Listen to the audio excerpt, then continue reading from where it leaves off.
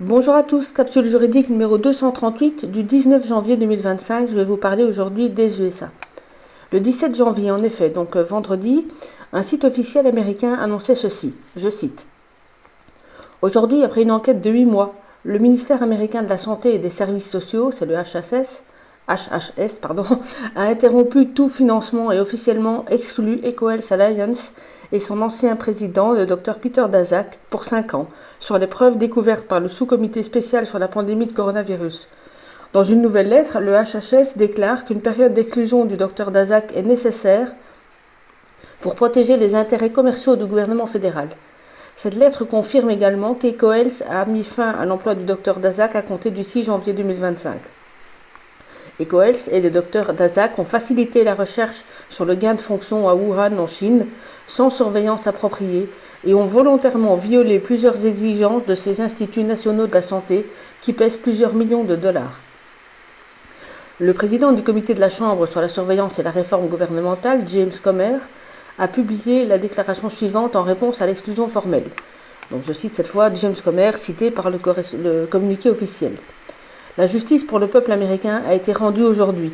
Le mauvais acteur EcoHealth Alliance et son ancien président corrompu, le Dr Peter Daszak, ont été formellement exclus du HHS pour avoir utilisé les fonds des contribuables pour faciliter des recherches dangereuses sur les gains de fonction en Chine. La décision d'aujourd'hui n'est pas seulement une victoire pour le contribuable américain, mais aussi pour la sécurité nationale américaine et celle des citoyens du monde entier.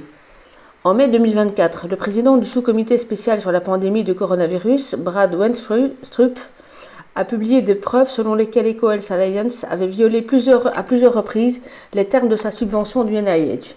EcoHealth a systématiquement ignoré les demandes de surveillance du gouvernement, a omis de signaler les expériences dangereuses de gain de fonction menées à l'Institut de virologie de Wuhan et a produit le rapport de recherche requis avec 2 ans de retard.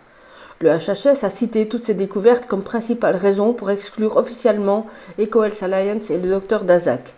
Étant donné qu'un incident lié à un laboratoire impliquant une recherche sur le gain de fonction est l'origine la plus probable du Covid-19, EcoHealth Alliance et son ancien président ne devraient plus jamais recevoir un seul centime du contribuable américain. Fin de citation. Très bonne nouvelle donc, je rappelle que les recherches sur le gain de fonction sont, vous l'avez compris, vous vous en souvenez, au cœur de la création de ce prétendu virus, jadis issu des galipettes entre un pangolin et une chauve-souris, et ce alors qu'un moratoire avait officiellement été décrété pour interdire ce type de recherche. Par contre, pour que justice soit réellement rendue pour les contribuables et pour le monde entier, il faudra également attendre que des condamnations judiciaires interviennent contre, en tout cas, Peter Daszak et d'autres. Je pense notamment à Fauci et compagnie, mais je crois que ça viendra. Et pour terminer, un petit extrait d'un ouvrage publié récemment par Alexis Haupt. Vous savez que je le cite assez souvent. Il s'agit cette fois-ci d'un tout petit livre, tant en format qu'en nombre de pages, contenant essentiellement des témoignages déposés sur le compte Twitter d'Alexis Haupt et qui répondait à la question « Avez-vous accepté le vaccin par conviction ou par contrainte ?» Et l'ouvrage débute par un texte d'Alexis Haupt lui-même, raison pour laquelle je l'ai acheté, même si le texte lui-même ne fait que quelques pages. Dans ce texte, l'auteur remonte notamment les bretelles de ses confrères philosophes, que j'appellerais moi-même des philosophes de plateau.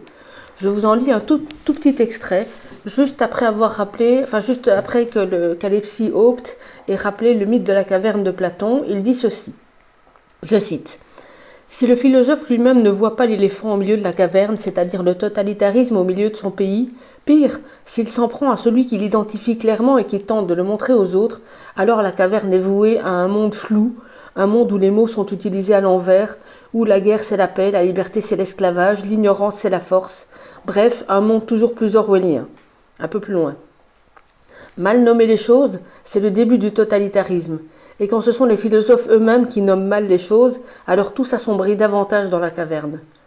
Un peu plus loin encore. Philosophe, écoute bien mon message. Le totalitarisme, on le combat quand il est là. Sinon, on en est d'une façon ou d'une autre complice. Aujourd'hui, il est vain de se référer à Hitler, Mussolini ou Staline pour démasquer les tyrans. Si on cantonne le totalitarisme à ces personnages, on croira naïvement en être épargné et on passera à côté du totalitarisme contemporain. Bien naïf celui qui pense évoluer en démocratie alors que sous son nez montent les effluves autoritaires d'un technocrate aux méthodes modernes. Les nouveaux tyrans ont d'autres attitudes, d'autres procédés, d'autres outils que ceux d'antan, mais leur projet est toujours le même, confisquer le pouvoir, tuer les contre-pouvoirs, manipuler le peuple, le mettre à genoux, et faire tout cela sans le lui dire, mais en détournant l'attention des masses. Il y a toujours eu et il y aura toujours un récit pour justifier ces projets malveillants. Et ces récits prôneront toujours une cause juste. Dès lors, un philosophe qui n'analyse pas le récit justifiant des règles contraignantes, afin de constater s'il est cohérent et reflète la réalité, est une imposture intellectuelle, un gardien du pouvoir ou un grand naïf. Fin de citation. Et ce sont des extraits qui sont issus des pages 9 à 13 du livre.